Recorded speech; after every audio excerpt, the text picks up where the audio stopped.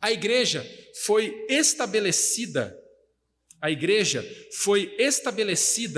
pelo Senhor para adorar e glorificá-lo, proclamando o evangelho ao mundo e sendo administradora dos meios de santificação dos santos através da sustentação e propagação da palavra de Deus.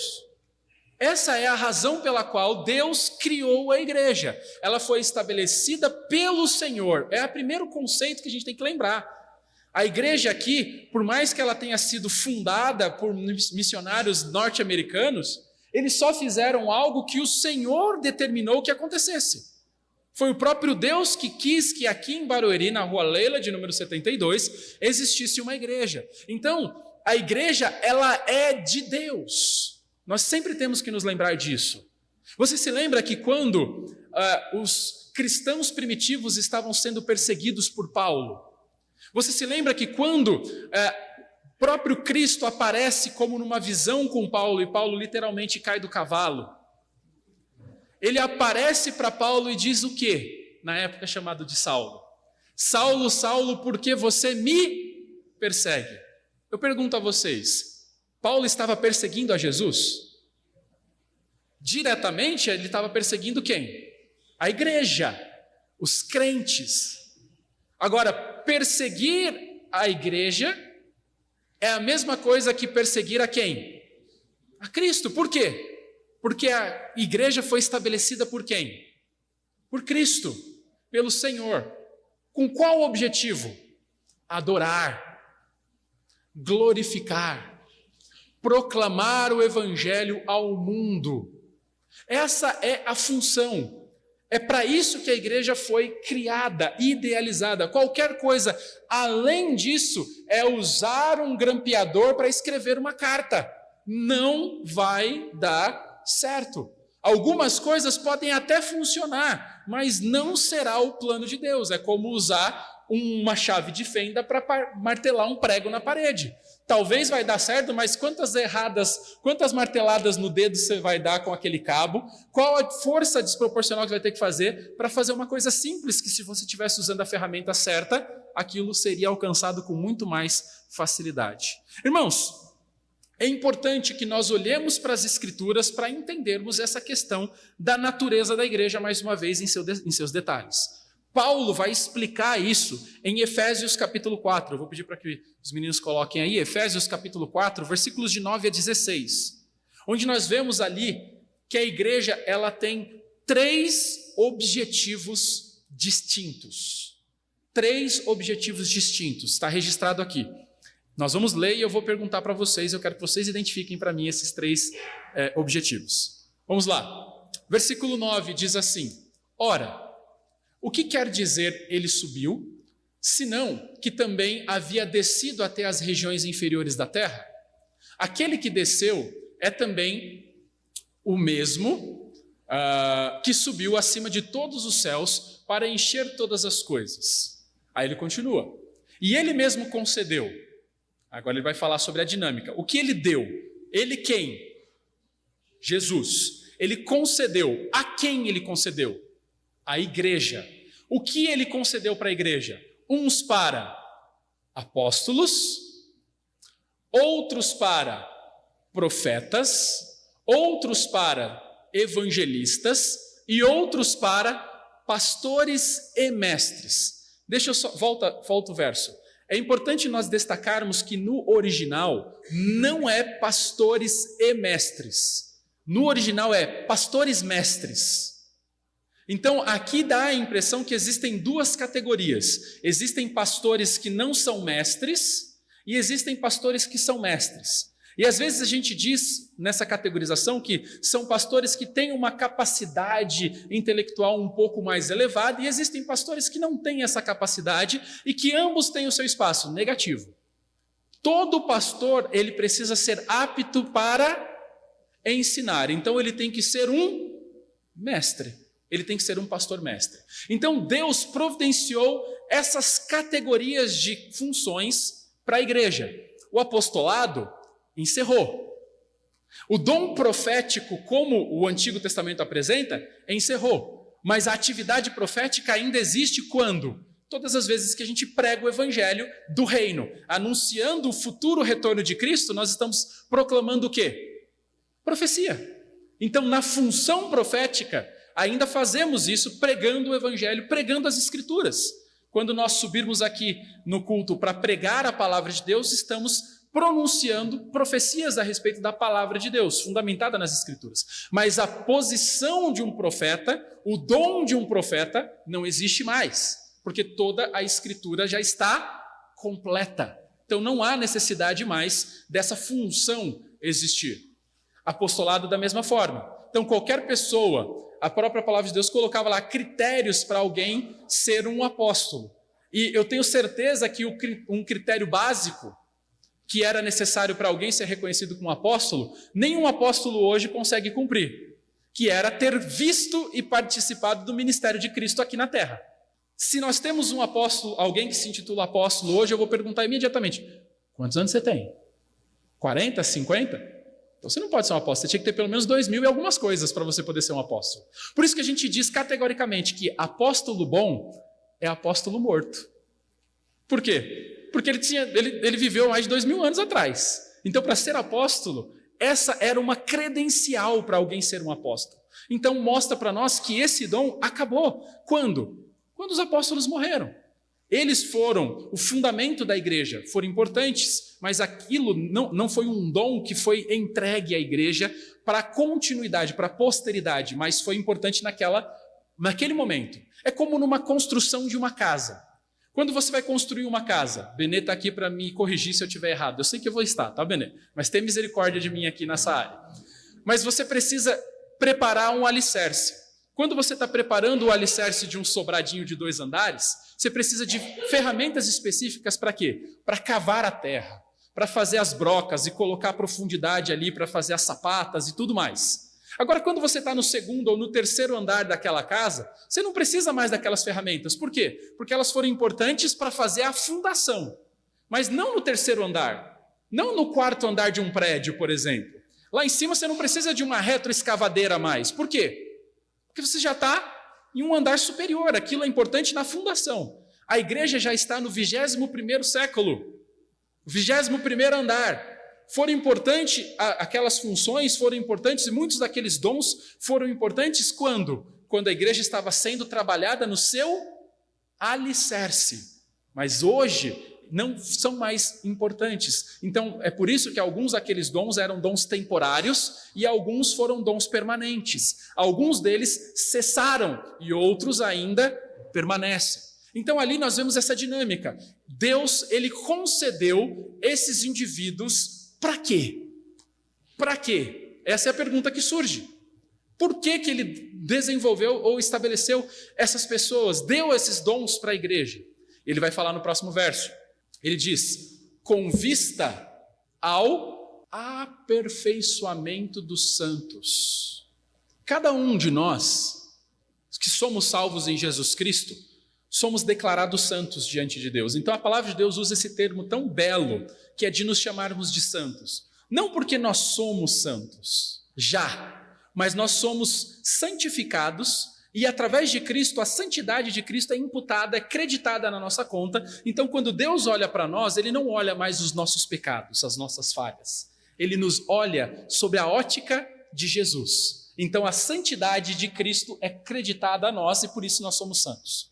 Agora, ele diz que nós, como santos, precisamos de aperfeiçoamento. Sabe o que é esse aperfeiçoamento? Melhoras. Nós precisamos ser equipados. Equipados para o quê? Para termos um melhor desempenho no serviço. Por exemplo, quantos aqui têm um trabalho, uma determinada função técnica talvez, e que você precisa periodicamente está fazendo algum tipo de reciclagem? Já teve esse tipo de coisa? Você precisa fazer um curso, você precisa se atualizar, porque foi lançada uma nova regra, uma nova lei, uma nova medida, e você precisa estar ali se atualizando. Você está sendo o quê? Aperfeiçoado pela sua empresa para quê? Para exercer o seu serviço. Qual é a função dos pastores na igreja local? Qual é a função desses indivíduos que nós lemos nos versos anteriores numa igreja local? Equipar os membros para que eles possam desenvolver a missão da igreja de forma eficiente. Essa é a função de um pastor mestre. Equipar, aperfeiçoar os santos para o desenvolvimento do serviço. E quando isso acontece, quem é beneficiado? Quem é edificado? Olha o que ele vai falar. Para a edificação do corpo de Cristo. Quem é o corpo de Cristo? A igreja. Quando os pastores estão ensinando, pastores mestres, estão ensinando, equipando a igreja tem qualificação para cumprir a sua função com maestria. E o que acontece como resultado disso? A igreja, ela é o quê? Edificada. E olha o que ele continua dizendo. Até quando esse trabalho vai terminar? Quando esse trabalho termina? Quando os pastores podem olhar e dizer para a igreja, olha, terminou meu trabalho aqui. Ele diz, até que todos cheguemos à unidade da fé e do pleno conhecimento do Filho de Deus, ao estado de pessoa madura, à medida da estatura e da plenitude de quem? Cristo é o padrão a ser alcançado. E ele continua. Verso 14. Para que não mais sejamos como crianças. Você viu que ele colocou lá antes? Maduros, sermos maduros. Quando nós não somos maduros, nós somos o que então? Crianças. Em que nível ele está comparando a maturidade ou ser criança? Conhecimento teológico. Percebe? Porque ele deu os pastores, os mestres, para a igreja local, para que esses equipem. E os pastores mestres equipam quando? Quando ensinam. E quando eles ensinam, a igreja amadurece, cresce. Agora eu pergunto para você, como foi na escola, no seu primeiro dia de aula? Você se lembra quando você estudou no prezinho? No seu primeiro dia de aula no prezinho, o que a professora falou? Ela chegou para você, ou o professor, chegou para você e falou assim, senta aqui, nós vamos estudar um pouquinho agora sobre regra de 3. Fórmula de Bhaskara. Nunca usei. Estudei, mas nunca usei. Ela chegou para você e falou, vamos estudar um pouquinho sobre trigonometria.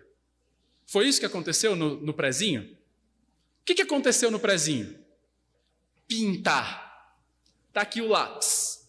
Está aqui a folha. Desenhe como foi o seu final de semana. E vai lá e faz o desenho do papai, e faz o desenho da mamãe, e faz o desenho... E seja lá o que for, aquilo ali, para ele, é o papai, é a mamãe e é a casinha. Quando terminou o pré, essa criança entrou no primeiro ano, ela começou a ser apresentado a ela o quê? Antes do alfabeto. Cores. Ele foi identificando as coisas. Ele foi aprendendo o A, E, I, O, U. Depois ele foi apresentado o alfabeto. Depois ele foi aprendendo a formar o som daquilo e ele foi aprendendo a formar a união daquelas letras, que aquilo dava sílabas. E depois ele foi aprendendo que aquelas sílabas se tornavam palavras, e que aquelas palavras se tornavam frases, e que naquelas frases, algumas delas eram verbos, outros eram sujeito, outros eram predicado, e que um verbo poderia estar no presente, no passado, no futuro, no passado do presente, no futuro do passado, todos aqueles rolos lá que eles colocam. E você poderia ter várias questões, e tudo isso foi construído no decorrer de uma carreira acadêmica de anos de estudo. Mas tudo começou como? Tudo começou com desenho. Tudo começou simples. Sabe qual que é o problema da igreja? A igreja quer continuar brincando de desenho a vida inteira enquanto está na terra. A igreja não quer aprender teologia, a igreja não quer aprender Bíblia, a igreja não quer estudar as Escrituras, a igreja não quer ser equipada pelos seus pastores. E como resultado disso, qualquer coisinha que a gente ensine, pastor, é pesado demais, pastor está pedindo demais. Irmãos, nós estamos muito acostumados a pintar casinhas. Nós precisamos desenvolver, crescer, sair da zona de conforto como igreja. Eu já tenho dito, a Igreja Batista Nova Vida tem 30 anos de vida.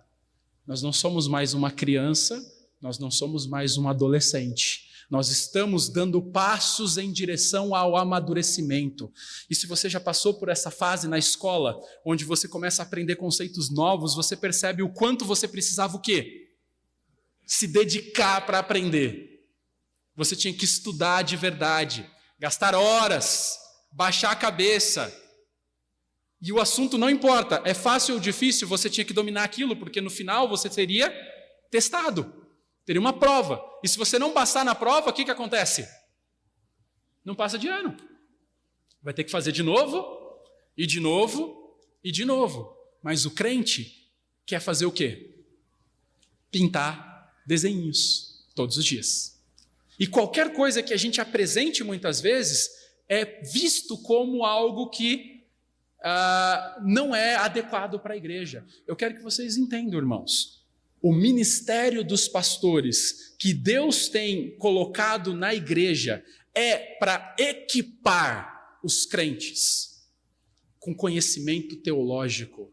É por isso que eu estudo, é por isso que eu me preparo para chegar até aqui e ter o que apresentar. E sim, a minha função é tirar você da sua zona de conforto. A minha função é te desafiar intelectualmente e apresentar coisas para você que você vai falar, aonde está isso? Está aqui na Bíblia. Mas eu nunca vi, porque não olhou. Porque se tivesse olhado, teria visto.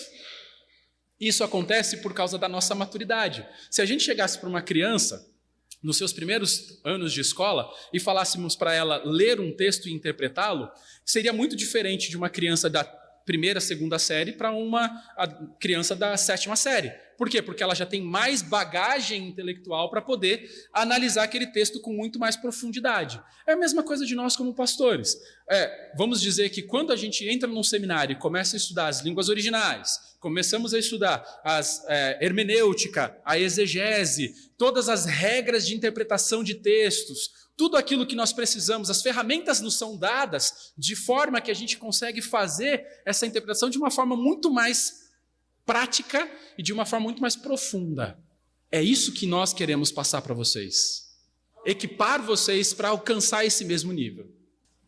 Uma coisa que aconteceu, nós estávamos conversando com a liderança e alguns dos nossos líderes da igreja, eles fazem seminário, né, na escola Charles Spurgeon. E eles tiveram uma matéria de doutrina da igreja. E foi engraçado que eles chegaram para a gente e falaram, olha, pastor, o que a gente estudou aqui foi o que a gente estudou lá. Aí eu falei brincando, eu falei, lógico que é verdade. Eu falei, sabe por quê? Porque a gente usou a mesma fonte, a Bíblia. Se a gente usa a Bíblia, a gente vai chegar às mesmas conclusões. A gente vai entender as mesmas coisas. Agora, a verdade é que muitos não entendem porque não a estudam muitas vezes. E quando a gente não faz um estudo aprofundado, com mais cuidado, a gente só faz uma leitura muitas vezes corrida, muita coisa é deixada para trás. Muitos conceitos importantes são deixados para trás. Então, Paulo vai explicar aqui, vai continuar explicando qual era a função. Para que nós fazemos tudo isso? Por que os pastores equipam? Por que os pastores estão envolvidos em ensinar a igreja, para levá-las à maturidade? Quando não fazemos isso, qual é o resultado? Para que não sejamos mais como crianças. E qual que é uma característica de uma criança? Criança, ela tem maturidade? Ela é inconsequente. E ela é altamente o quê? Influenciada. Muito. Então ela é arrastada pelas ondas e levada de um lado para o outro por qualquer vento de doutrina.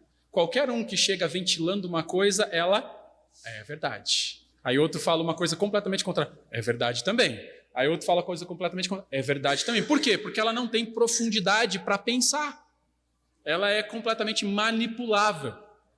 Agora, o problema é que quando o assunto é doutrina, quem é que tenta manipular o cristão? Quem é que tenta brincar e jogar ele para um lado para o outro? Satanás. Ele vai falar pela artimanha das pessoas, pela astúcia com que induzem ao erro. E é interessante, esse termo astúcia é o mesmo termo que é atribuído à serpente. Você lembra que a serpente ela era o animal mais astuto. E foi o que Satanás usou para fazer o quê? Levar o ser humano à queda. Aqui, ele faz o quê? A astúcia de muitas pessoas leva os indivíduos a serem arrastados de um lado para o outro por qualquer vento de doutrina. Agora continue. Verso 15. Mas, seguindo a verdade em amor, o que vai acontecer? Cresçamos. Olha lá. Mais uma vez o conceito, amadureçam, cresçam. Como? Em tudo, naquele que é a cabeça. Cabeça da onde? Da igreja. E quem é a cabeça da igreja? Cristo. E olha o que ele fala no verso 16. De quem todo o corpo bem ajustado e consolidado, pelo auxílio de todas as juntas, segundo a justa cooperação de cada, o quê? Parte, efetua o seu próprio crescimento para a edificação de si mesmo em amor. Você está percebendo como isso tudo está amarrado? Deus deu pastores e mestres à igreja para que esses pudessem equipar a igreja, para que a igreja cresça, amadureça, para que a igreja não seja mais como uma criança que é levada de um lado para o outro, sem convicção, sem embasamento. E quando isso acontece, o corpo se desenvolve e todo mundo estará envolvido na tarefa do cumprimento do ministério. Nós teremos uma igreja envolvida no servir, uma igreja envolvida no amar. E como resultado disso, o que vai acontecer? Crescimento para a edificação no amor. Olha a dinâmica que Paulo estabelece aqui. Eu poderia resumir para vocês aqui esses versos que nós lemos, apresentando 3 objetivos que nós tiramos para a igreja aqui. Eu sei que se eu pedisse para você, talvez você ia ficar um pouco perdido, eu vou apresentar então. Primeiro, manter a unidade em Cristo. É a primeira coisa que a gente tira como objetivo aqui. Funcionando como uma comunidade interdependente. Segundo, crescer em pureza na busca da santidade pessoal e corporativa. E terceiro, permanecer firme em crer e proclamar a verdade. Essas são as 3 funções que a gente aprende aqui, que Paulo tem para a igreja. Cada objetivo não está apenas ligado ao outro, mas também contribui para o desempenho do outro. E quando nós amadurecemos nessas 3 áreas, unidade, pureza e verdade, a igreja glorifica a Deus seguindo o seu propósito. Então, qual que é o propósito da igreja? Nós poderíamos colocar da seguinte forma. Vamos ver se vai passar aqui. Aí. A igreja deve ser o que Deus a criou para ser. E o que é? Ser um povo unido, santo, que sustenta, segue e propaga a verdade da palavra de Deus de uma forma inflexível. Essa é a missão da igreja baseada na sua natureza. A igreja foi criada para ser isso: unida, santa e propagadora, defensora da verdade. Vamos ver esses pontos aqui de uma forma um pouco mais aprofundada. Em primeiro lugar, vamos ver esse aspecto de que a igreja cresce em unidade. De acordo com as Escrituras, a igreja é como um corpo de crentes unidos. E sua unidade precisa ser fomentada e vivida nas atividades diárias da igreja. Então, se nós queremos cumprir o plano que Deus tem idealizado para a igreja, a unidade é fundamental. A comunhão é fundamental.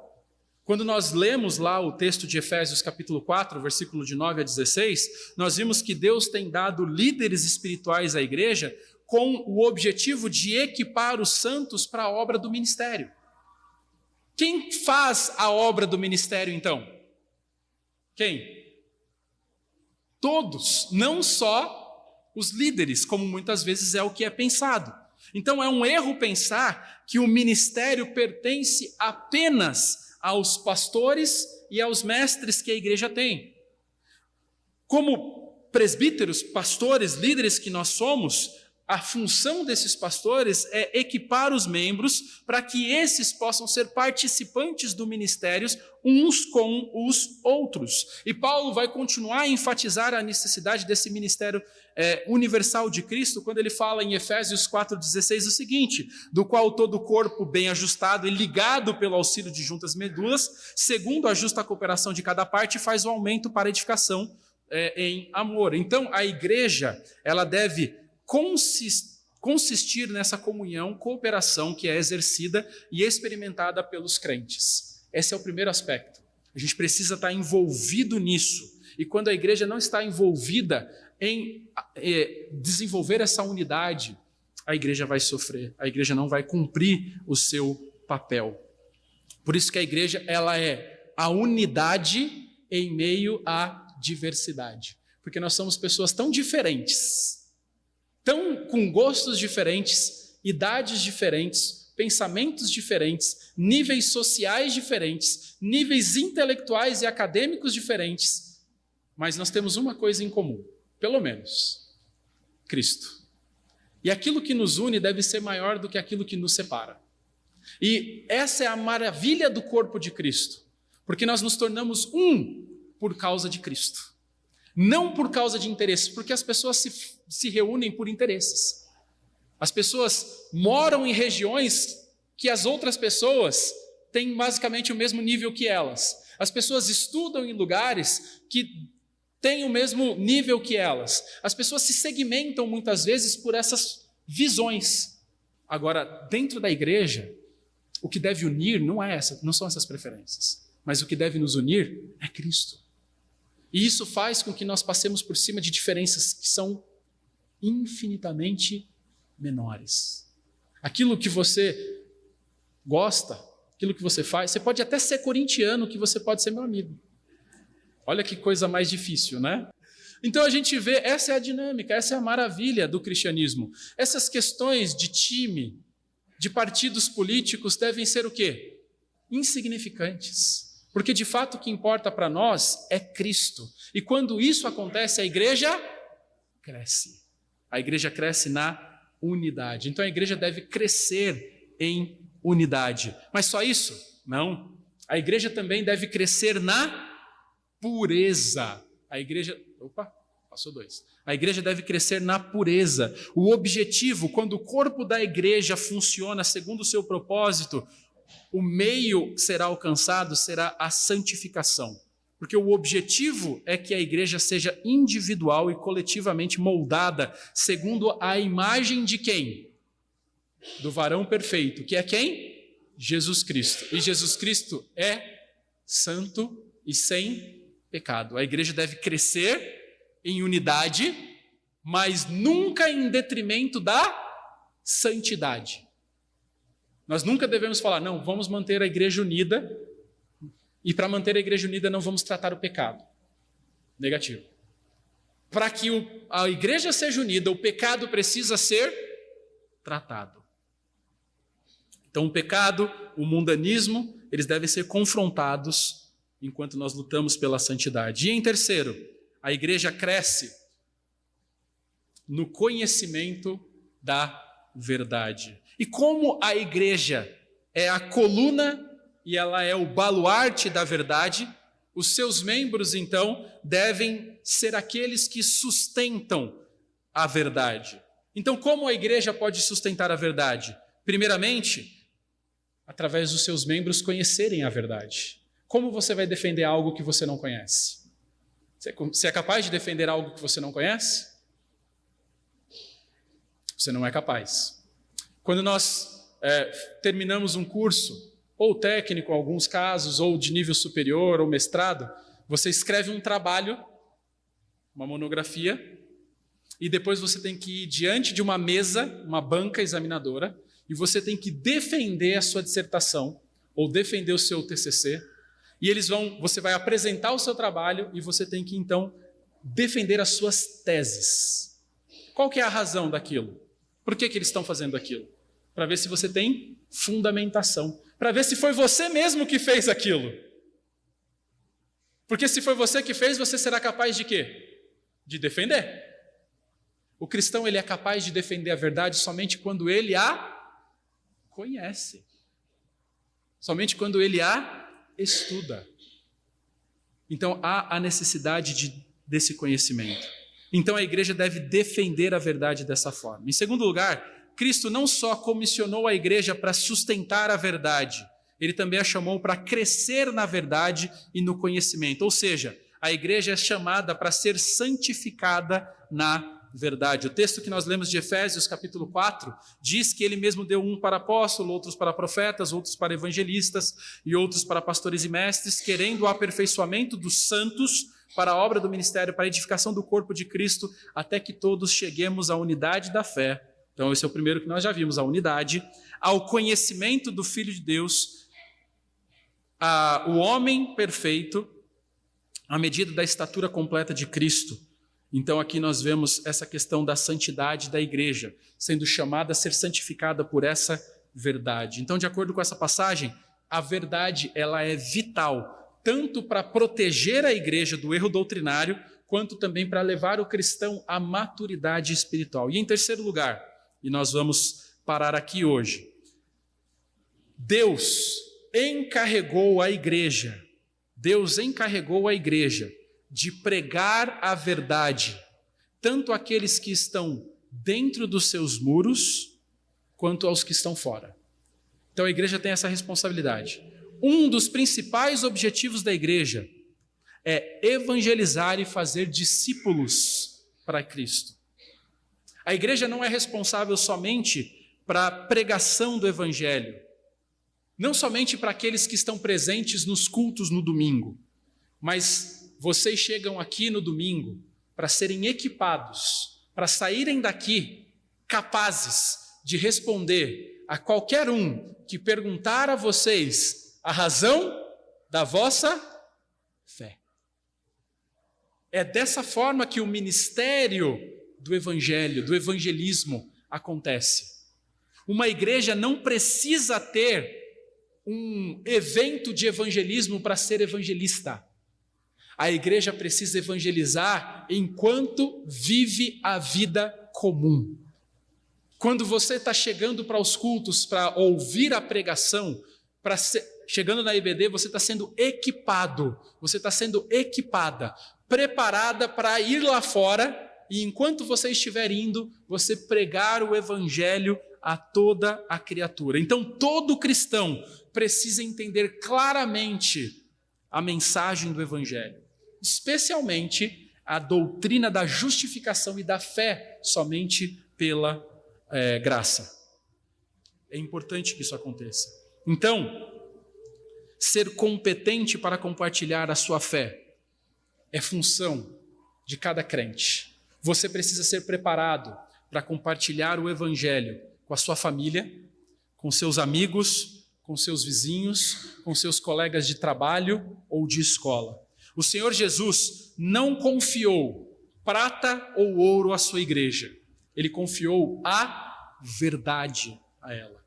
Portanto, a verdade que a igreja é responsável por disseminar a todas as pessoas é a verdade do evangelho. A igreja, ela é a luz do mundo. Por essa razão, os membros são enviados e são ordenados a serem ativos no evangelismo, nas suas comunidades locais, nas suas famílias e nos seus ambientes de convívio. A função da igreja é equipar você para que isso aconteça. Você percebe como nós temos uma visão distorcida da função da igreja muitas vezes? A gente acha que é a igreja que tem a responsabilidade de evangelizar. A igreja, o prédio aqui, ó, quem está à frente aqui tem isso. Então você fala assim, eu vou evangelizar como? Eu vou convidar alguém para ir para a igreja. O evangelismo acontece quando? No seu dia a dia. Você vivendo em santidade, em unidade, e como resultado de viver em santidade, em unidade, você vai levar a verdade às pessoas. Então é função de cada crente, equipado pelas igrejas locais, levar o evangelho. E essa é a missão da igreja. A missão da igreja é qual? Equipar você, preparar você. E esse processo de formação muitas vezes é doloroso. Estudar é uma das coisas mais dolorosas que alguém pode fazer. Cada vez que eu estava na reta do mestrado, eu olhava para trás e eu falava, por que eu fui inventar isso? Cada vez que eu terminava uma aula e o professor falava, você tem 2.500 páginas para ler em 30 dias. Eu falava, o quê? Eu posso desistir? Porque é uma das tarefas mais difíceis. Estudar é uma das coisas mais difíceis. E não é diferente na nossa caminhada na fé cristã. Nós precisamos também estudar. Nós precisamos também ser equipados. Mas quando nós fazemos isso com seriedade, e quando você está numa igreja que está comprometida com isso também, você vai sendo equipado, você vai sendo preparado, e você vai recebendo as ferramentas. Então, quando você precisar de um martelo, você vai ter um martelo. Quando você precisar de um alicate, a igreja vai ter te preparado e te dado um alicate. Quando você precisar de uma chave de fenda, você vai ter. Essa é a nossa função como igreja. Montar para vocês uma caixa de ferramentas. Dar para vocês um arsenal de ferramentas. Para que quando vocês precisarem, enquanto vocês estiverem aí fora, vivendo a vida, vocês possam usar essas ferramentas para a glória de Deus. Que aquele martelo que você precisa da fé seja usado no momento certo para ensinar as pessoas a verdade do Evangelho. Essa é a função da igreja. Você percebe como a gente consegue refinar e entender a missão da igreja quando a gente olha para a natureza da igreja? Se a igreja foi criada com uma função, obviamente que a sua missão está relacionada àquela função. E na semana que vem, irmãos, nós vamos caminhar para o terceiro e último ponto desse aspecto da missão da igreja, onde nós vamos olhar especificamente para o texto de Mateus 28. E nós vamos estudar alguns conceitos da grande comissão. E nós vamos ver alguns detalhes lá de Mateus 28 para nós entendermos a missão da igreja. Porque eu disse para vocês que o grande texto que trata sobre a grande missão que a igreja recebe está em Mateus capítulo 28. Então nós não poderíamos terminar esse assunto de falarmos sobre a missão da igreja sem cobrirmos esse aspecto da grande comissão.